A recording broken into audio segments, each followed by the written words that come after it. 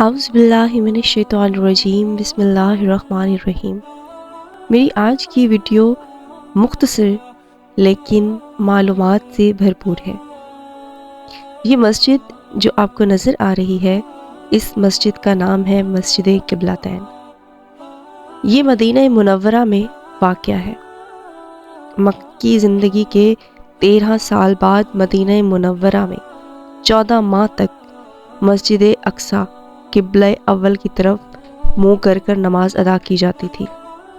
رجب 2 ہجری میں ایک دن نبی پاک صلی اللہ علیہ وآلہ وسلم مدینہ منورہ کی ایک بستی میں نماز ظہر ادا کر رہے تھے۔ عین نماز کے وقت اللہ تعالیٰ نے وحی کے ذریعے قبلے کی تبدیلی کا حکم دیا۔ نبی کریم صلی اللہ علیہ وآلہ وسلم نے حکم کی تعمیل کی اور اپنا رخ خانہ کعبہ کی طرف موڑ لیا۔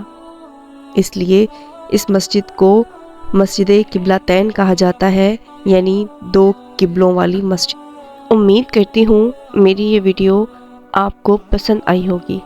اگر میری یہ ویڈیو آپ کو پسند آئی ہے تو میرے چینل کو سبسکرائب کریں، میری ویڈیو کو لائک کریں اور میرے چینل کو زیادہ سے زیادہ شیئر کریں تاکہ میں آپ تک زیادہ سے زیادہ ایسی ہی اسلامی معلومات سے بھرپور ویڈیو شیئر کرتی رہوں۔ جزاک اللہ خیر۔ اللہ حافظ۔